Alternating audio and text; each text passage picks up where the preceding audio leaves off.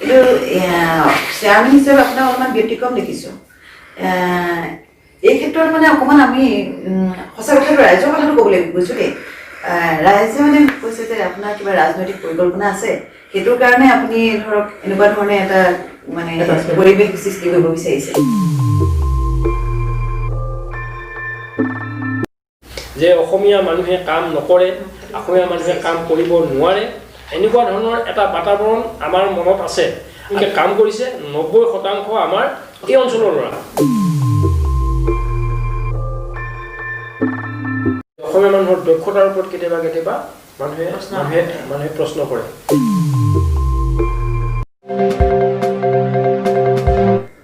NPS চেনেলৰ সমূহ দৰ্শকক ইংৰাজী নতুন বৰ্ষৰ শুভেচ্ছা জ্ঞাপন কৰিছোঁ আৰু অভিনন্দন জ্ঞাপন কৰিছোঁ। কাৰ পৰা কৰোণালৈকে এটা অনাকাংক্ষিত দুৰ্যোগপূৰ্ণ বছৰ আমি অতিক্ৰম কৰিলোঁ। 2020 বৰ্ষক আমি বিদায় দিলোঁ। এতিয়া নতুন 2021 বৰ্ষক আদৰণি জনাইছোঁ। আমি এইটো বৰ্ষত বহুতো নতুন আশা আকাংক্ষা উৎসাহেৰে আমি বছৰটোক স্বাগতম জনালোঁ। আমি আজি এই নতুন বছৰৰ প্ৰাৰম্ভণিতে অসমবাসী ৰাইজক এটা সুখবৰ দিবলৈ ওলাইছোঁ। আমি আজি উপস্থিত আছোঁ অসম পেট্ৰকেমিকেলছৰ অতিথিশালাত। আজি আমি এই স্থানৰ পৰাই অসম পেট্ৰকেমিকেলছত নতুনকৈ নিৰ্মাণ হৈ থকা যিটো প্ৰকল্প 500 টন মিথানল প্ৰতিদিনে আৰু 200 টন ফৰ্মেলিন উৎপাদনক্ষম যিটো উদ্যোগ ইতিমধ্যে তাৰ নিৰ্মাণ কাৰ্য সম্পূৰ্ণ হৈছে। অতি শীঘ্ৰেই অসমবাসী ৰাইজৰ হাতত অসম পেট্ৰকেমিকেলছৰ কৰ্তৃপক্ষ বিষয়ববীয়া তথা শ্ৰমিকসকলে আৰু অসম চৰকাৰে ৰাইজৰ হাতত তুলি দিব। এই সম্পৰ্কে আমি কথা পাতিম, কিছু জানিবলৈ বিচাৰিম। আমাৰ মাজত উপস্থিত আছে অসম পেট্ৰকেমিকেলছৰ অধ্যক্ষ শ্ৰদ্ধা বিকুল চন্দ্ৰ ডেকাদেৱ। তেখেতৰ লগত কথা পাতিম, চাই থাকিব আমাৰ আজি এই প্ৰতিবেদন। আমাৰ চেনেললৈ আপোনাক স্বাগতম জনাইছোঁ, লগতে নতুন বছৰৰ শুভেচ্ছা জ্ঞাপন কৰিছোঁ। মই সকলোলৈকে নতুন বছৰৰ শুভেচ্ছা জনাইছোঁ আৰু আগতীয়াকৈ মাঘ বিহুৰ কাৰণে অসমীয়া মানুহে যি প্ৰস্তুতি আৰম্ভ কৰিছে সেই প্ৰস্তুতিৰ কাৰণেও শুভেচ্ছা জনাইছোঁ। আৰু 2020 চনটো আমি যিধৰণে পাৰ কৰিলোঁ, আমি আশা কৰোঁ যে 2021 চনটো আমাৰ কাৰণে আশা আৰু প্ৰত্যাশাৰ এটা বৰ্ষ হ'ব আৰু সেই দিশে আমি সকলোৱে আগবাঢ়িম বুলি আমি মনত সাহস বান্ধিছোঁ। আৰু আপোনালোকৰ চেনেল কৰ্তৃপক্ষ সকলোলৈকে মই শ্ৰদ্ধা আৰু শুভেচ্ছা জ্ঞাপন কৰিছোঁ। প্ৰথমেই আমি জানিবলৈ বিচাৰিম, এতিয়া 2013 চনতে এইটো অসমৰ প্ৰয়াত মুখ্যমন্ত্ৰী শ্ৰদ্ধা তৰুণ গগৈদেৱে এইটো আধাৰশিলা স্থাপন কৰিছিলে এটা অসমবাসীক এটা নতুন উদ্যোগ দিয়াৰ আশাৰে। কিন্তু বিভিন্ন কাৰণত কামটো আগ নাবাঢ়িলে। আমাৰ শ্ৰদ্ধাৰ মুখ্যমন্ত্ৰী সৰ্বানন্দ সোণোৱালদেৱে কাৰ্যক্ৰম কৰিবলৈ আগবাঢ়িছে, আমাৰ অসমবাসীৰ হাতত তুলি দিবলৈ আগবাঢ়িছে। এই প্ৰকল্পটোৰ সন্দৰ্ভত এতিয়া বৰ্তমান কেনেকুৱা স্থিতিত আছে আপোনালোকৰ পৰা জানিব পাৰিছোঁ যে ইতিমধ্যে কাম সম্পূৰ্ণ হৈছেগৈ। আপুনি কি ক'ব বিচাৰে এই ক্ষেত্ৰত? চাওক, অসম পেট্ৰকেমিকেলছৰ দৈনিক উৎপাদনক্ষম 500 মেট্ৰিক টনৰ যি মিথানল প্ৰকল্প, সেই প্ৰকল্প আহি আমি শেষ পৰ্যায়ত উপস্থিত হৈছোঁহি। ইতিমধ্যে 99% কাম আমাৰ সম্পূৰ্ণ হৈছে আৰু একেবাৰে যিখিনি মানে শেষৰ কামখিনিত আমি আগবাঢ়িছোঁ আৰু অতি কম সময়ৰ ভিতৰত আমি এইখিনি সম্পূৰ্ণ কৰি তুলিব পাৰিম বুলি আমি ভাবিছোঁ। আপোনালোক সকলোৱে জানে, আপুনি উল্লেখ কৰা ধৰণে প্ৰয়াত মুখ্যমন্ত্ৰী তৰুণ গগৈ ডাঙৰীয়াই 2013 চনত এই প্ৰকল্পটো আধাৰশিলা স্থাপন কৰিছিল আৰু 13 চনৰ পৰা 2016 চনলৈকে আচলতে চৰকাৰে যিমান চিৰিয়াছলি এই কামখিনি কৰিব লাগিছিল তেনেধৰণে চিৰিয়াছনেছ আমি দেখিবলৈ পোৱা নাছিলোঁ। 2016 চনত যেতিয়া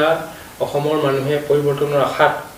অসমৰ মাননীয় সৰ্বানন্দ সোণোৱালক মুখ্যমন্ত্ৰী হিচাপে দায়িত্ব অৰ্পণ কৰিলে। দায়িত্ব অৰ্পণ কৰাৰ পাছত এই প্ৰকল্পটোৰ লগত অসমৰ মাননীয় মুখ্যমন্ত্ৰী ডাঙৰীয়াই আমাক সংযুক্ত কৰিবৰ কাৰণে তেওঁ ব্যৱস্থা কৰিছিল। এই প্ৰকল্পটোত আমাক প্ৰথম অৱস্থাত মোক উপাধ্যক্ষ হিচাপে তেখেতে ইয়াত নিয়োগ কৰিছিল আৰু 2017 চনত মাৰ্চ মাহৰ পৰা আমি এই প্ৰকল্পটোৰ লগত আমি সংযুক্ত হৈ পৰিছিলোঁ আৰু তাৰ পাছৰে পৰা এই প্ৰকল্পটো সম্পৰ্কে জানিব বুজিবৰ কাৰণে আমি চেষ্টা কৰিছিলোঁ আৰু 2017 চনৰ মাৰ্চ মাহত আমাক যেতিয়া এই প্ৰকল্পটোৰ লগত আমাক জড়িত কৰাইছিল অসম চৰকাৰে আৰু অসমৰ মাননীয় মুখ্যমন্ত্ৰী মহোদয়ে সেই সময়ৰ পাছৰে পৰা এই প্ৰকল্পটোৰ বিষয়ে আমি জানিব বুজিবৰ কাৰণে আমি চেষ্টা কৰিছিলোঁ আৰু আচলতে সেই সময়লৈকে কেবিনেট ডিচিশ্যনেই হোৱা নাছিল যে এই প্ৰকল্পটো কৰিব নে নকৰিব আমাক উপাধ্যক্ষ হিচাপে নিয়োগ কৰাৰ পিছত অসম চৰকাৰৰ মন্ত্ৰী পৰ্যায়ত বিষয়া পৰ্যায়ত এই সম্পৰ্কে আমি যোগাযোগ কৰিছিলোঁ আৰু যোগাযোগ কৰাৰ পিছত ইয়াক যেতিয়া কেবিনেট ডিচিশ্যন হ'ল তাৰ পাছৰ পৰা আমি কামত আমি হাত দিছিলোঁ আৰু 2017 চনৰ অক্টোবৰ মাহত আমি কামৰ শুভাৰম্ভণি কৰিবৰ কাৰণে আমি আগবাঢ়িছিলোঁ আৰু 2017 চনৰ অক্টোবৰ মাহৰ পৰা আপোনালোকে বাকী দিনবিলাক আপোনালোকে নিশ্চয় আপোনালোকে মানে দেখি আহিছে 2020 বৰ্ষটো সমগ্ৰ বিশ্বৰ কাৰণে এটা স্মৰণীয় বৰ্ষ হৈ ৰ'ব এই কাৰণে যে মানৱ সভ্যতাৰ প্ৰতি এই বৰ্ষটোৱে প্ৰত্যাহ্বান জনাইছিল আৰু এই প্ৰত্যাহ্বানৰ সন্মুখীন আমি মানৱ সভ্যতাই সন্মুখীন হোৱাৰ লগে লগে আমি অসম পেট্ৰকেমিকেলছো ইয়াৰ এই প্ৰত্যাহ্বানৰ আমি সন্মুখীন হৈছিলোঁ 2020 বৰ্ষটো এটা আমি সকলোৱে জানো যে এটা তিক্ততাপূৰ্ণ বৰ্ষ এই বৰ্ষতেই অসমৰ সামাজিক পৰিৱেশটো অস্থিৰ হৈ পৰিছিল তাৰ লগে লগে কৰোনা মহামাৰী গোটেই বিশ্বকে চানি ধৰিছিল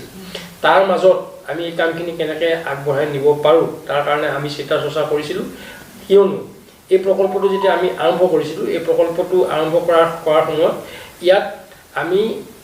এক বৃহৎ পৰিমাণৰ পুঁজি আমি বেংকৰ পৰা ঋণ হিচাপে লৈছিলোঁ অল ইণ্ডিয়াই আমাক যিখিনি দিছিল তাৰপিছতে আপোনাৰ অসম চৰকাৰৰ যিটো শ্বেয়াৰ আছিল সেই শ্বেয়াৰটো দিছিল শ্বেয়াৰটো দিয়াৰ পিছত আমি প্ৰায় 1000তকৈ অধিক কোটি টকা আমি বেংকৰ ঋণ হিচাপে লৈছিলোঁ আৰু আপুনি সকলোৱে জানে যে বেংকৰ ঋণ লোৱাৰ পিছত আমি কি অৱস্থা সৃষ্টি হয় প্ৰতি মিনিটত প্ৰতি ছেকেণ্ডত বেংকৰ সুদ বাঢ়ি গৈ থাকে আৰু আমি ইচ্ছা প্ৰকাশ কৰিছিলোঁ যে এই প্ৰকল্পটো আমি সময়মতে আমি ইয়াক যাতে আৰম্ভ কৰিব পাৰোঁ এই প্ৰকল্পটো যাতে আমি শেষ কৰিব পাৰোঁ তেনেকুৱা এক মানসিকতাৰে আমি কাম কৰিছিলোঁ কাম কৰাৰ পিছত যেতিয়া কৰোনা মহামাৰীয়ে যোৱা মাৰ্চ মাহৰ পৰা যেতিয়া সমগ্ৰ বিশ্বক চানি ধৰাৰ পিছত সমগ্ৰ বিশ্ব স্থবিৰ হৈ পৰিছিলে স্থবিৰ হৈ পৰাৰ পিছত আমি কিন্তু সেই সময়তো আমি থমকি ৰোৱা নাছিলোঁ ভগৱানৰ কৃপাত আৰু আমাৰ অসম চৰকাৰৰ সহযোগিতাৰ বাবে সেই সময়তো আমি কৰোনা ভয়াৱহতাৰ মাজতো আমি এই প্ৰকল্পটোৰ কাম আমি আগবঢ়াই নিবলৈ আমি সক্ষম হৈছিলোঁ সেই সময়তো প্ৰায় 750 শ্ৰমিকে ইয়াত কাম কৰি আছিল আৰু আপোনালোকক আজিৰ তাৰিখত আমি ভগৱানক অশেষ ধন্যবাদ দিব লাগিব এই কাৰণে ইমান বৃহৎ সংখ্যক শ্ৰমিকে কাম কৰি থকাৰ পিছতো সমগ্ৰ বিশ্ব যেতিয়া কৰোনাই চানি ধৰাৰ পাছতো কিন্তু আমাৰ এই প্ৰকল্পটোত মানে হানি বিঘিনি ঘটাব পৰা নাছিল প্ৰকল্পটোৰ লগত নিয়োজিত কোনো শ্ৰমিক কোনো বিষয়া আচলতে কৰোনা মহামাৰীত সংক্ৰমিত নহ'ল সেইটো আমি সেইকাৰণে নিশ্চয় আমি ভগৱানক অশেষ ধন্যবাদ দিব লাগিব আৰু সেইকাৰণে আমি গোটেই প্ৰকল্পটোৰ কাম এনেধৰণে আমি আগবঢ়াব নিবলৈ কাৰণে আমি সক্ষম হৈছিল আৰু আমি অসম পেট্ৰকেমিকেলছ গোটেই পৰিয়ালটোৱে আমি দিনে নিশাই ইয়াক কাম কৰিছিলোঁ আৰু আমি নিষ্ঠা আৰু সততাৰ সফল প্ৰয়োগ কৰিছিলোঁ বুলি আজি এই মুহূৰ্তত আমি মানে অনুভৱ কৰিছোঁ এইকাৰণে যে আমি আমাৰ বিষয়া কৰ্মচাৰীসকলে যদি সেই সময়ত যদি এই বিষয়টোৰ ওপৰত যদি গুৰুত্ব নিদিলেহেঁতেন তেনেহ'লে আজি হয়তো এই প্ৰকল্পটো ক'ৰবাত ৰৈ গ'লহেঁতেন আৰু আপোনালোকে সকলোৱে জানে যে এটা চৰকাৰী প্ৰকল্প ৰৈ যোৱাৰ পিছত তাক পুনৰ আৰম্ভ কৰাৰ কাৰণে যিখিনি অসুবিধাৰ সন্মুখীন হয় সেইবিলাক কথা আমি যোৱা দিনবিলাকত বহু প্ৰকল্পৰ ইতিহাস খুচৰি চালে আমি সেইবিলাক নিশ্চয় দেখিবলৈ পাওঁ কিন্তু আমাৰ আজি এই মুহূৰ্তত মই অসম পেট্ৰকেমিকেলছৰ অধ্যক্ষ হিচাপে মই এটা কথা স্বীকাৰ কৰিব লাগিব যে অসম পেট্ৰকেমিকেলছৰ সমগ্ৰ পৰিয়ালটো এই ক্ষেত্ৰত সম্পূৰ্ণ সচেতন আছিল তেওঁলোকৰ পৰা আমি সহযোগিতা পাইছিলোঁ প্ৰতিটো মুহূৰ্তত যাতে আমি আমাৰ বেংকৰ ঋণ আৰু আমি কাম কৰাৰ যি নিষ্ঠা একাগ্ৰতা তাক আমি সফল প্ৰয়োগ কৰিব পাৰিছিলোঁ বুলি আজি দৃঢ়তাৰে আপোনালোকৰ আগত আমি ক'ব পাৰিছোঁ আৰু আপোনালোকক এটা কথা নিশ্চয় ক'ব লাগিব যে ভাৰতবৰ্ষৰ ইতিহাস যদি আপোনালোকে খুচৰি চায় চৰকাৰী প্ৰকল্প যিবিলাক হাতত লয় এই প্ৰকল্পবিলাক সময়মতে হৈ নুঠাৰ কাৰণ বহুতো হয়তো আছে যে তাক যিসকলে নেতৃত্ব দিয়ে তেওঁলোকৰ মনত সেই দৃঢ়তা হয়তো আমি দেখিবলৈ নাপাওঁ বা যিবিলাক পাৰিপাৰ্শ্বিক যিবিলাক মানে পৰিৱেশ সৃষ্টি হয় এই পাৰিপাৰ্শ্বিকতাই এই কামবিলাকত মানে সঠিকভাৱে আগবাঢ়ি যোৱাত মানে সহায়ক নহয় তাৰ কাৰণে বহু প্ৰকল্প কেতিয়াবা স্থবিৰ হৈ যায় বহু প্ৰকল্প ৰৈ যায় আৰু আমি আজি তাৰিখত আমি দৃঢ়তাৰে আপোনালোকক ক'ব বিচাৰোঁ যে আমি অসম পেট্ৰকেমিকেলছ পৰিয়ালটো আমি সৌভাগ্যৱান পৰিয়াল এই কাৰণে আমি ইমান বাধা প্ৰত্যাহ্বানৰ মাজতো আমি এই প্ৰকল্পটো কিন্তু আমি শেষ পৰ্যায়লৈকে আমি নিব পাৰিছোঁ সময়মতে আমি নিব পাৰিছোঁ এইটো আমি মানে এইটো আপোনালোককো ধন্যবাদ জনাইছোঁ আৰু এপিএলৰ মানে বিষয়ববীয়া কৰ্তৃপক্ষ শ্ৰমিকসকলকো আমি এই ক্ষেত্ৰত আমি ধন্যবাদ দিব লাগিব এতিয়া আপোনালোকৰ যিটো কমিশ্যনিঙৰ কাম কেতিয়া মানে আৰম্ভ কৰিম বুলি ভাবিছে আমি চব যোৱা 5 ডিচেম্বৰ তাৰিখে আমি এক সংবাদ মেলৰ আয়োজন কৰিছোঁ আৰু সেই সংবাদ মেলত আমি ঘোষণা কৰিছোঁ যে আমি ডিচেম্বৰ মাহৰ ভিতৰত আমি গোটেই কাম কাজখিনি শেষ কৰি পিনে আমি জানুৱাৰী মাহৰ ভিতৰত জানুৱাৰী মাহতে আমি ইয়াক মানে আমি কমিশ্যনিং কৰিম আৰু সেই পৰ্যায়লৈ আমি গৈ আছোঁ আৰু সেই পৰ্যায়লৈ গৈ আমি জানুৱাৰী মাহত আমি ইয়াক মানে কমিশ্যনিং কৰিব পাৰিম বুলি আজি এই মুহূৰ্তত আপোনালোকৰ আগত আমি দৃঢ়তাৰে ক'ব বিচাৰিছোঁ ডেটটো সিদ্ধান্ত ল'লে নেকি কেতিয়া আমি এই গোটেই প্ৰকল্পটো আমি কমিশ্যনিং কৰিবৰ কাৰণে অসমৰ মাননীয় মুখ্যমন্ত্ৰী মহোদয়ক আমি তেখেতক আমি এপিএল কৰ্তৃপক্ষৰ ফালৰ পৰা তেখেতলৈ আমি আহ্বান জনাইছোঁ আৰু তেখেতক আমি আৰু এটা আহ্বান জনাইছোঁ যে পাৰিলে অসম চৰকাৰৰ এনে এটা বৃহৎ প্ৰকল্প পোনপ্ৰথমবাৰৰ বাবে আমাৰ ৰাজ্য চৰকাৰে ইয়াক ৰূপায়িত কৰিছে এই প্ৰকল্পটো আমি ভাৰতবৰ্ষৰ মাননীয় প্ৰধানমন্ত্ৰী নৰেন্দ্ৰ মোদী ডাঙৰীয়াই আমি এই প্ৰকল্পটো যদি শুভ উদ্বোধন কৰে তেনেহ'লে আমি সৌভাগ্যৱান বুলি আমি সেইটো অনুভৱ কৰিম আৰু ইয়াৰ লগে লগে মই ব্যক্তিগতভাৱে এটা কথা ভাবোঁ যে এই প্ৰকল্পটোক যদি আমি ভাৰতৰ প্ৰধানমন্ত্ৰী মহোদয়ৰ দ্বাৰা আমি যদি ইয়াক শুভ উদ্বোধন কৰাব পাৰোঁ তেনেহ'লে ভাবোঁ যে অসম পেট্ৰকেমিকেলছ নামৰ এই উদ্যোগ প্ৰতিষ্ঠানটো সমগ্ৰ ভাৰতবৰ্ষত ৰাষ্ট্ৰীয় পৰ্যায়ত জিলিকি উঠিব যাৰ জৰিয়তে আহি থকা দিনবিলাকত ইয়াৰ জৰিয়তে ঔদ্যোগিক সম্ভাৱনীয়তা দেখা দিব এইটো এটা কথা হয় কিন্তু PCPLৰ পিছত আমাৰ অসমত আৰু নতুন উদ্যোগ হোৱা নাই এইটো এটা আমাৰ কাৰণে এটা অসমৰ কাৰণে এটা ডাঙৰ মানে এইটো কি হ'ব মানে গৌৰৱৰ কথা অসমবাসীয়ে আকৌ এটা উদ্যোগ পাব পাইছে এইটো ক্ষেত্ৰত ঔদ্যোগিক ক্ষেত্ৰৰ কথা যেতিয়া আমি ক'বলৈ যাওঁ আমাৰ সমগ্ৰ ৰাজ্যখনতে এটা যোৱা 4টা দশক আমি দেখিছোঁ যে এটা মানে নেতিবাচক মানসিকতাই আমাৰ মনবিলাক পৰিচালিত কৰি আহিছে ইয়াত একো নহ'ব ইয়াত একো কৰিব পৰা নাযাব এনেধৰণৰ এক মন লৈ আমি যোৱা 4টা দশক আমি দেখি আহিছোঁ আৰু অসমৰ আমি এটা কথা নিশ্চয় ক'ব লাগিব যে যোৱা 4টা দশকে আমি দেখিছোঁ যে সমগ্ৰ অসমৰ যিটো সামাজিক অস্থিৰতা এই অস্থিৰতাৰ কাৰণেও আমাৰ ঔদ্যোগিকৰণৰ ক্ষেত্ৰত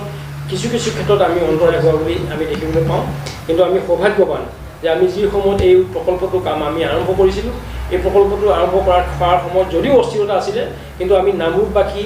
আৰু আমাৰ আশে পাশে থকা এই অঞ্চলৰ জনসাধাৰণৰ যি ধৰণৰ আমি সহযোগিতা পাইছিলোঁ তেখেতসকলৰ সহযোগিতাৰ ফলতে আচলতে আমি আজি এনেধৰণে এই মুহূৰ্তত থিয় হৈ আপোনালোকৰ আগত আমি দৃঢ়তাৰে ক'ব পাৰিছোঁ যে আমি এই প্ৰকল্পটোৰ কাম আমি শেষ স্তৰত আমি উপনীত হ'ব পাৰিছোঁ আৰু যিটো মানে নেতিবাচক বাতাবৰণ নেতিবাচক মানসিকতা ই লাহে লাহে পৰিৱৰ্তিত হ'ব ধৰিছে আৰু সমগ্ৰ ৰাজ্যখনতে এটা আশাৰ সঞ্চাৰ হৈছে সকলোৱে আশা দেখিছে যে আমি ভৱিষ্যতৰ দিনত এনেধৰণে আমি কাম কৰি যাব পাৰিম এই মুহূৰ্তত এটা কথা আপোনালোকক নিশ্চয় মই ক'ব লাগিব যে অসমীয়া মানুহে কাম নকৰে অসমীয়া মানুহে কাম কৰিব নোৱাৰে এনেকুৱা ধৰণৰ এটা বাতাবৰণ আমাৰ মনত আছে ইয়াত যিসকল শ্ৰমিকে কাম কৰিছে 90% আমাৰ এই অঞ্চলৰ ল'ৰাই তেওঁলোকে কাম কাজ কৰি এনেকুৱা এটা বৃহৎ কাম তেওঁলোকে শেষ স্তৰলৈ আনিলে আৰু এটা কথা আপোনালোকক আজি এই মুহূৰ্তত মই আপোনালোকক ক'ব বিচাৰোঁ যে অসমীয়া মানুহে কাম নকৰে অসমীয়া মানুহ এলেহুৱা অসমীয়া মানুহ সুৰুপা এই যিটো বদনাম আছিল এই বদনামটোৰ পৰা এই প্ৰকল্পটোৰ জৰিয়তে আমি মুক্ত হ'ব পাৰিছোঁ বুলি আজি এই মুহূৰ্তত মই আপোনালোকক অনুৰোধ কৰিছোঁ আৰু অসমীয়া মানুহে কাম কৰিব নোৱাৰে ইচ্ছা কৰিলে কৰিব পাৰে তাৰ উদাহৰণ অসম পেট্ৰকেমিকেলছৰ বৰ্তমানৰ সম্প্ৰসাৰিত যি প্ৰকল্প এই প্ৰকল্পটোৰ জৰিয়তে আমি প্ৰমাণ কৰিব পাৰিছোঁ এই শ্ৰমিকসকলে নিদৰ্শন অসম পেট্ৰকেমিকেলছত আমাৰ অসমীয়া বিষয়ে আছে হয় নহয় জানো 99% আপোনালোকক আৰু এটা কথা মই ক'ব বিচাৰোঁ যে অসমীয়া মানুহৰ দক্ষতাৰ ওপৰত কেতিয়াবা মানুহে প্ৰশ্ন কৰে আপোনালোকক মই কৈছোঁ এটা কথা যে এই আমাৰ যি উদ্যোগ প্ৰতিষ্ঠানটো আছে অসম পেট্ৰকেমিকেলছ নামৰ যিটো উদ্যোগ প্ৰতিষ্ঠান এই প্ৰতিষ্ঠানটো 1971 চনত কোনোবা দূৰদৰ্শী মানুহৰ মগজুত ক্ৰিয়া কৰিছিল এক মানসিকতাৰে এই উদ্যোগটো যেতিয়া আৰম্ভ কৰিছিল আৰম্ভ কৰাৰ পিছত আজি এটা ৰাজহুৱা খণ্ডৰ উদ্যোগ আমাৰ থলুৱাভাৱে পৰিচালিত ৰাজহুৱা খণ্ডৰ এটা উদ্যোগ 50 বছৰে সফলভাৱে জীয়াই থকাটো সফলভাৱে আগবঢ়াই নিব পৰাটো অসমীয়া মানুহৰ কিন্তু এটো দক্ষতাৰ পৰিচয় বুলি এই মুহূৰ্তত মই অনুভৱ কৰোঁ এই প্ৰডাকচন হ'বলৈ উৎপাদন হ'বলৈ মানে আমি কেতিয়া মানে উৎপাদন হ'ব বুলি আশা কৰিব পাৰোঁ আপোনালোকে যিকোনো এটা মানে এনে ধৰণৰ কেমিকেল ইণ্ডাষ্ট্ৰি যেতিয়া কমিশ্যনিং কৰা হয় কমিশ্যনিঙৰ পৰা প্ৰডাকশ্যনলৈ যাবলৈ প্ৰায় মিনিমাম 45 ডেজ লাগে ইয়াৰ পৰা আমি এতিয়া আমাৰ ইমান এটা ডাঙৰ প্ৰকল্প আমাৰ অসমবাসীৰ হাতত দিব তাৰ বাবে আমি অসম চৰকাৰক ধন্যবাদ জনাইছোঁ ইয়াৰ পিছতে আমাৰ ইয়াৰ পৰা লাভৱান কেনেকৈ হ'ব আমাৰ ৰাইজ সেইটো বিষয়ে আপুনি ক'ব নেকি চাওক এই যিটো আমাৰ অসম পেট্ৰকেমিকেলছ নামৰ যিটো উদ্যোগ এই উদ্যোগটো আজি এই মুহূৰ্তত আমি 100 টন দৈনিক আমি মিথানল উৎপাদন কৰোঁ আৰু 125 টন আমি ফৰ্মেলডিহাইড ইয়াতে আমি উৎপাদন কৰোঁ তাতো যোৱা 50 বছৰ আগতে স্থাপন হৈছিল আৰু স্থাপন হোৱাৰ পিছত এই প্ৰতিষ্ঠানটোৰ লগত আজি এই মুহূৰ্তত 400টা পৰিয়াল ইয়াত জড়িত হৈ আছে বজাৰৰ ক্ষেত্ৰত দেখোঁ মিঠানলৰ বজাৰখন সাধাৰণতে অসমতকৈ অসমৰ বাহিৰত বেছি মানে মিঠানলৰ ব্যৱহাৰ কিন্তু অসমত আমাৰ ব্যৱহাৰ কৰিব পাৰে তেনেকুৱা কিবা আপোনালোকে চিন্তা চৰ্চা কৰিছে এবাৰ যদি বাস্তৱ কথা আপোনালোকক ক'বলৈ যাওঁ অসম পেট্ৰকেমিকেলছ নামৰ এটা ঔদ্যোগিক প্ৰতিষ্ঠান কেৱল নামৰ ওপৰতে সীমাবদ্ধ হৈ আছে সেইটো বাস্তৱ কথা আজি কিছুদিন আগলৈকে অসমৰ মানুহে অসম পেট্ৰকেমিকেলছ নামৰ কিবা এটা উদ্যোগ আছে বুলি জানিছিল কিন্তু ইয়াত কি উৎপাদন হয় কি বিক্ৰী হয় ইয়াত কি কৰা হয় এনেকুৱা ধৰণৰ কোনো অনুসন্ধিৎসু মন অসমৰ ৰাইজৰ আছিল কিন্তু যোৱা 4টা বছৰ আমি সেইখিনিলৈকে আগবাঢ়ি যাবৰ কাৰণে আমি সক্ষম হৈছোঁ বুলি আজি এই মুহূৰ্তত আপোনালোকক মই দৃঢ়তাৰে ক'ব পাৰোঁ এইকাৰণে কওঁ আজি অসম পেট্ৰকেমিকেলছৰ নাম আপোনালোকে যদি ক'ৰবাত সোধে তেনেহ'লে আপোনালোকক নিশ্চয় প্ৰশ্ন কৰিব তাতনো কি উৎপাদন হয় এনেকুৱা প্ৰশ্ন আপোনালোকে শুনিবলৈ পাব আৰু অসম পেট্ৰকেমিকেলছ সম্পৰ্কে জনাবৰ কাৰণে আমাৰ ফালৰ পৰা তেনেধৰণৰ কোনো উদ্যোগ নাছিল এটা বাস্তৱ কথা আপোনালোকক মই কওঁ এই কথাটো কোৱাটো উচিত হয়নে নহয় মই আপোনালোকক কৈছোঁ মই যেতিয়া এই উদ্যোগটোৰ লগত যেতিয়া মই জড়িত হৈছিলোঁ সেই মুহূৰ্তত যেতিয়া মই গুৱাহাটী অফিচটোলৈ যেতিয়া মই প্ৰথম ভৰি দিছিলোঁ ভৰি দিয়াৰ সময়ত তাত আমাৰ প্ৰতিষ্ঠানটোৰ কোনো এখন নাম ফলকো নাছিল সেইটো বাস্তৱ ছবি আছিল যেতিয়া আমাৰ মানে কাৰ্যালয়ৰ যিসকল বিষয়া আছে কৰ্মচাৰী আছে তেখেতসকলক যেতিয়া মই প্ৰশ্ন কৰিছিলোঁ যে এই আচলতে আমাৰ ইয়াত কোনো নাম ফলক যে নাই তেতিয়া এনেকুৱা ধৰণৰ এটা সেই প্ৰশ্নৰ উত্তৰটো এনেধৰণে তেওঁলোকে মোক দিছিল এই কথাটো আজি তাই মুহূৰ্তত মই খোৱাটো উচিত হয়নে নহয় মই নাজানো মই কিন্তু তথাপিতো ক'ব লাগিব তেওঁলোকে মোক কৈছিল যে ছাৰ আমি চাইনবৰ্ডৰ এইকাৰণেই আমি ব্যৱস্থা কৰা নাই চাইনবৰ্ডখন থকাৰ লগে লগে বিভিন্ন ধৰণৰ মানুহ আহি আমাৰ ইয়াত আহি সোমাই তেনেকুৱা এটা নেতিবাচক বাতাবৰণে যোৱা 50 বছৰ চলি আছিল সেইটো এটা উদাহৰণ আপোনালোকক মই দাঙি ধৰিছোঁ কিন্তু আপোনালোকক আজি তাই মুহূৰ্তত এই মুহূৰ্তত আপোনালোকক মই দৃঢ়তাৰে কওঁ যে অসম পেট্ৰকেমিকেলছ নামৰ কিবা এটা কোম্পানী আছে বুলি আজিৰ মুহূৰ্তত কিন্তু অসমৰ ৰাইজে জানে ৰাজনৈতিক পৰিকল্পনা সম্পৰ্কে অকণমান জানিব বিচাৰিম আৰু এইখিনিতে মই আৰু এটা কথা আপোনাক সুধিব বিচাৰিম কিন্তু চেয়াৰমেন হিচাপে আপোনাক অলপমান ব্যতিক্ৰম দেখিছোঁ এই ক্ষেত্ৰত মানে অকণমান আমি সঁচা কথাটো ৰাইজৰ কথাটো ক'বলৈ গৈছোঁ দেই ৰাইজে মানে কৈছে যে আপোনাৰ কিবা ৰাজনৈতিক পৰিকল্পনা আছে সেইটোৰ কাৰণে আপুনি ধৰক এনেকুৱা ধৰণে এটা মানে পৰিৱেশ সৃষ্টি কৰিব বিচাৰিছে আপুনি এই ক্ষেত্ৰত কি ক'ব বিচাৰে চাওক এটা কথা আপোনাক কৈছোঁ আপুনি যেতিয়া কাৰোবাক কাম কৰাবলৈ যাব প্ৰথমতে আপুনি কামটো নিজে জানিব লাগিব সেই কথাটো মই সদায় বিশ্বাস কৰোঁ এতিয়া মোক অসম চৰকাৰে এই উদ্যোগ প্ৰতিষ্ঠানটো পৰিচালনা কৰিবৰ কাৰণে মোক দায়িত্ব দিছে পৰিচালনা বস্তুটোৱে যদি মই নাজানো তেনেহ'লে মই পৰিচালনা কেনেকৈ কৰিম এইটো মোৰ কাৰণে এটা লাৰ্ণিং পিৰিয়ড বুলি মই ভাবোঁ আৰু পৰিচালনা আপুনি মানে তেতিয়াহে কৰিব পাৰিব পৰিচালনা শব্দটোৰ অৰ্থ কি পৰিচালনা মানে কি আৰু সেই কথাখিনি যেতিয়ালৈকে আপুনি নাজানিব তেনেহ'লে আপুনি পৰিচালনা কৰিবলৈ যোৱাটো কেৱল মাত্ৰ ধৃষ্টতা হ'ব আৰু সেইকাৰণে মই যেতিয়া কিবা কাম কৰোঁ মই ওপৰত নকৰোঁ ভিতৰত সোমাই যায় মই ভিতৰলৈ সোমাই যাওঁ মই তলত নামি যাওঁ সেইটো মোৰ স্বভাৱজাত এটা সেইটো মোৰ বৈশিষ্ট্য সেইটো কেতিয়াবা কেতিয়াবা তাৰ কাৰণে মই সুফলো পাইছোঁ কেতিয়াবা কেতিয়াবা তাৰ কাৰণে মই প্ৰত্যাহ্বানৰ সন্মুখীন হৈছোঁ আৰু মোৰ উদ্দেশ্য হ'ল সেইটো যে অসম পেট্ৰ'কেমিকেলছ নামৰ যিটো ঔদ্যোগিক প্ৰতিষ্ঠান অসম চৰকাৰৰ এটা ৰাজহুৱা খণ্ডৰ প্ৰতিষ্ঠান এটা প্ৰতিষ্ঠিত উদ্যোগ আৰু এটা মানে ইয়াৰ মানে এই উদ্যোগটো যেতিয়া মোক দায়িত্ব দিছে দায়িত্বটো মই লৈ মই কেৱল মাত্ৰ মানে কেতিয়াবা আহি মাজে মাজে ইয়াক মানে দৰ্শন কৰিবলৈ আহি ইয়াৰ পৰা মই ঘূৰি যাম এনেকুৱা মানসিকতা মই আৰম্ভণিৰ পৰা নাছিল আৰু প্ৰথম অৱস্থাটো প্ৰায় মই প্ৰতিটো কথা মই জানিব বুজিবৰ কাৰণে মই চেষ্টা কৰিছোঁ কিছু মই আয়ত্ব কৰিব পাৰিছোঁ এতিয়াও বহুত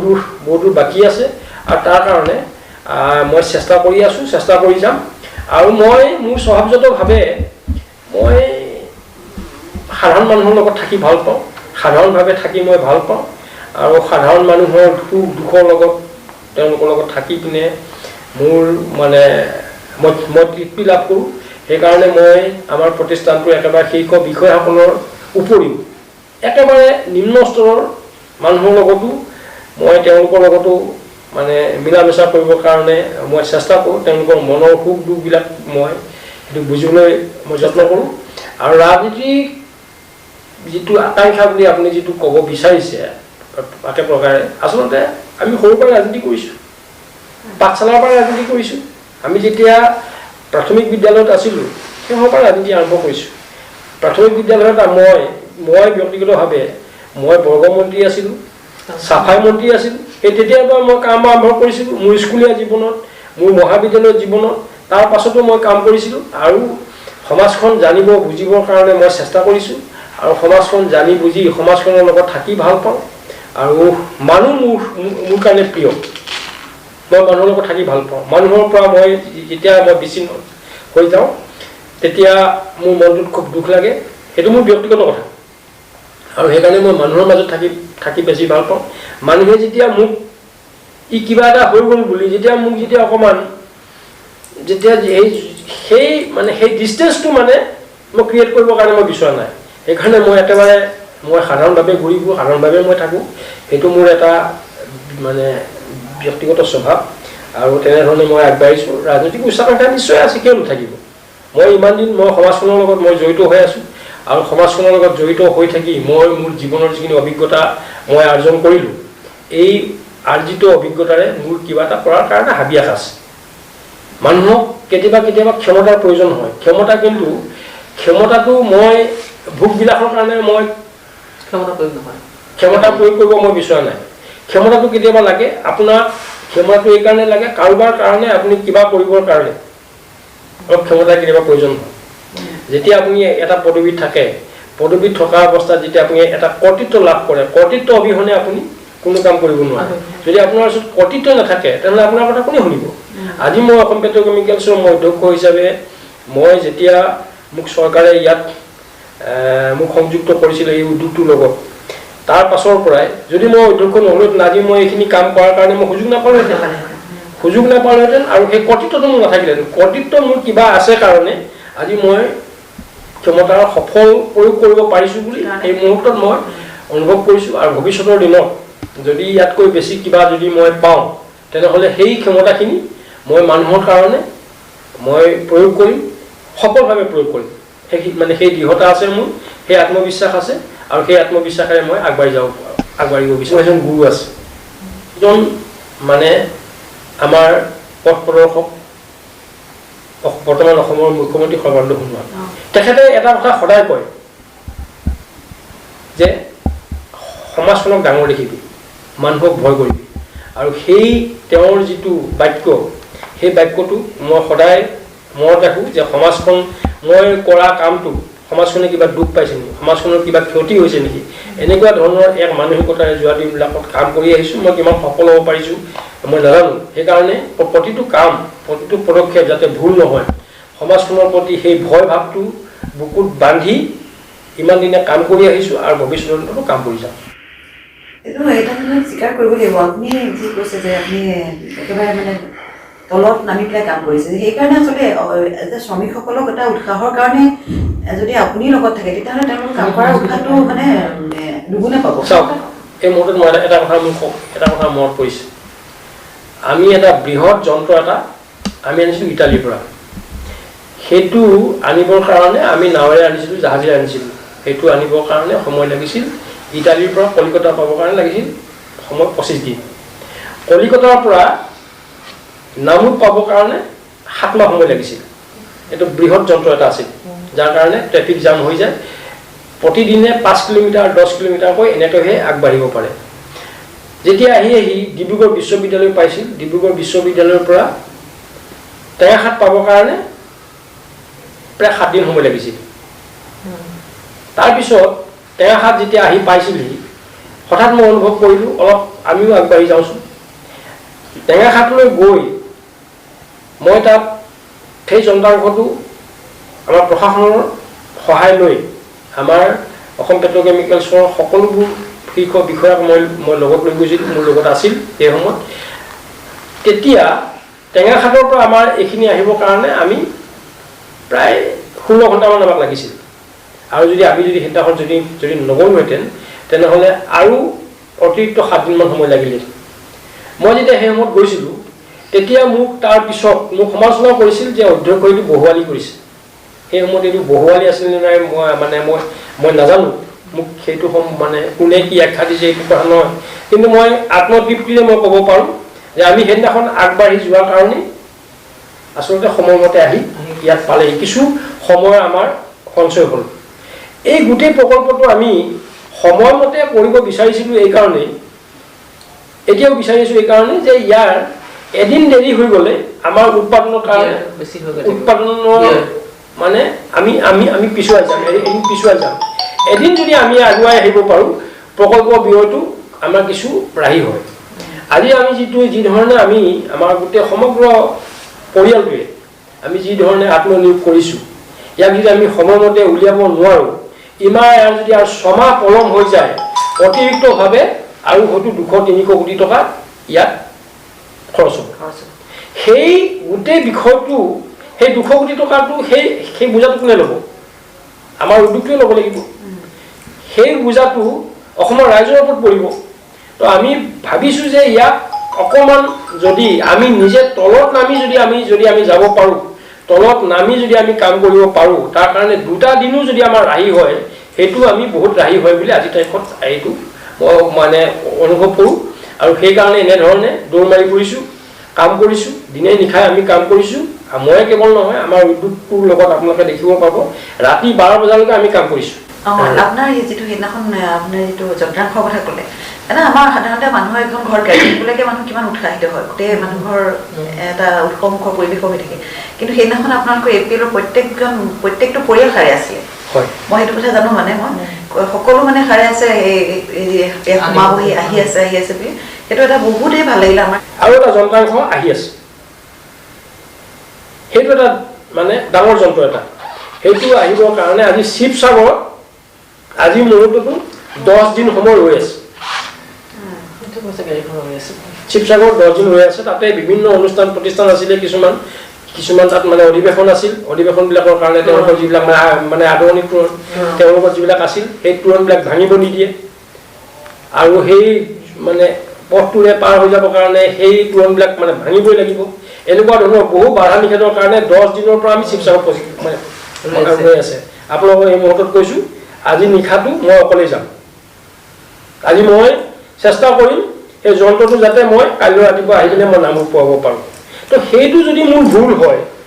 তেনেহ'লে ভুল কৰিম এনেকুৱা ভুল নকৰিম কিন্তু যদি আপুনি আমাৰ জনপ্ৰতিনিধি হিচাপে আমি পাওঁ আপোনাৰ প্ৰথম কি হেৰি হ'ব প্ৰথম কাম কি হ'ব পাৰে বুলি ভাবে চাওক যোৱা 1947 চনৰ পৰা বহুত জনপ্ৰতিনিধি আহিল বহুত জনপ্ৰতিনিধি গ'ল বহুতে কয় মই অমুক কৰিম মই তমুক কৰিম এনেকুৱা ধৰণৰ ভুৱা প্ৰতিশ্ৰুতিৰে মই কৰিব নিবিচাৰোঁ মই আপোনালোকক এটা কথা কিন্তু ক'ম মোক যদি জনসাধাৰণে যদি মোক এটা সুযোগ দিয়ে ভগৱানে যদি মোক আশীৰ্বাদ কৰে মই আপোনালোকক এটা কথা কৈছোঁ এনেকুৱা কেইটামান কাম কৰিম যিকেইটা কামৰ জৰিয়তে অহা 20 বছৰ 25 বছৰ মানুহে ক'বলৈ মানুহৰ মানে মনত থাকিব যে এই কামটো মই কোনোবাই কৰি থৈ গৈছিল। এনেকুৱা এটা পৰিকল্পনা মোৰ আছে, উন্নয়নমূলক পৰিকল্পনা আছে। উন্নয়নমূলক মোৰ পৰিকল্পনা আছে। ইয়াত যিকেইটা আমাৰ মৃতপ্ৰায় উদ্যোগ আছে, এই উদ্যোগকেইটা মানে আচলতে বহু দাবী দাবা হ'ল, বহু আন্দোলন হ'ল, কিন্তু পৰিকল্পিতভাৱে কোনো আগুৱাই দিবৰ কাৰণে কোনো সমৰ্থ নহ'ল বুলি আজিৰ মুহূৰ্তত আমি নিশ্চয় প্ৰত্যেকে ক'ব পাৰোঁ। দেখিছে আমি দাবী কৰিছোঁ, আমি আন্দোলন কৰিছোঁ, কিন্তু পৰিকল্পিতভাৱে তাক আমি আগবঢ়াই নিব পৰা নাই। আজি আমাৰ কাষতে থকা যিটো BBFCL নামৰ যিটো উদ্যোগ আছে, নামৰূপ সাৰ কাৰখানা নামৰ যিটো উদ্যোগ আছে, যাৰ জৰিয়তে এই সৰু ঔদ্যোগিক নগৰখন প্ৰতিষ্ঠা হ'ল। আজি সেই যদি উদ্যোগটো যদি আজি মৃতপ্ৰায় অৱস্থাত আছে, তাক পুনৰুদ্ধাৰ কৰিবৰ কাৰণে, পুনৰুজ্জীৱিত কৰিবৰ কাৰণে আমাৰ যিটো পৰিকল্পিত যিটো প্ৰচেষ্টা লাগিছিল, সেই প্ৰচেষ্টাত কিন্তু যোৱা দিনবিলাকত আমি দেখিবলৈ নাপালোঁ। কোনে নকৰিলে, কিয় নকৰিলে, সেইবিলাক কথা মই ক'বলৈ নাযাওঁ। সেইবিলাক ক্ষেত্ৰতো আমাৰ নিশ্চয় কিছু কৰণীয় থাকিব, দেখিবলৈ পাব। এইবিলাক মোৰ কোনোবাই যদি ভাবিছে যে ভৱিষ্যতে মানে জনপ্ৰতিনিধি হোৱাৰ আশাৰে এইবিলাক কথা কৈছে, আমি কিছুমান কথা আমি দেখিবলৈ পাইছোঁ। চাচনি অঞ্চলটো এটা বৃহৎ অঞ্চল। আজি আপোনালোকে চাব, তিতাবৰৰ যিটো চাউল, যোৰহাট জিলাৰ তিতাবৰৰ যিটো চাউল, এই চাউলটো আজি ব্লেণ্ডিং কৰি সমগ্ৰ অসমতে ই জনপ্ৰিয় হৈছে। তো গতিকে আমাৰ চাচনি এটা বৃহৎ অঞ্চল, তাত প্ৰায় 72খন গাঁও আছে। সেই অঞ্চলৰ আপোনাৰ খেতিয়কে প্ৰচুৰ পৰিমাণে ধান উৎপাদন কৰে। তেওঁলোকে কিন্তু পৰিকল্পিতভাৱে আঁচনিভুক্তভাৱে এই ধানখিনি উৎপাদন আৰু বিক্ৰী, এই দুয়োটা কামেই তেখেতসকলে পৰিকল্পিতভাৱে কৰিব পৰা হোৱা নাই। তাৰ কাৰণে কোনো উদ্যোগ গ্ৰহণ কৰা নাই। এনেকুৱা মনত কিছু মানে আশা আছে যে আমি সেই অঞ্চলৰ ৰাইজক যদি তেনেধৰণে পৰিকল্পিতভাৱে যদি আমি আগুৱাই নিব পাৰোঁ, তেনেহ'লে ভাবোঁ যে আমাৰ খেতিয়ক ৰাইজো উপকৃত হ'ব, ভৱিষ্যত প্ৰজন্ম খেতিৰ প্ৰতি উদ্বুদ্ধ হ'ব। আৰু খেতি অবিহনেতো আমাৰ দেশখন, আমাৰ ৰাজ্যখন আমি চলিব নোৱাৰোঁ। কেৱল চাকৰিৰ ওপৰত চাকৰি সৃষ্টিৰ জৰিয়তে আমি নিবনুৱাক চাকৰি দিম, এনেকুৱা প্ৰলোভন দি পিনে কোনো ৰাজনীতি কৰিব নোৱাৰে। ৰাজনীতি সেইটো সম্ভৱ নহয়। তো গতিকে নিবনুৱা যুৱক যুৱতীসকলক আমি কোনফালে আমি গতি কৰাব পাৰিম, সেই তেওঁলোকক কেৱল মানে তেওঁলোকে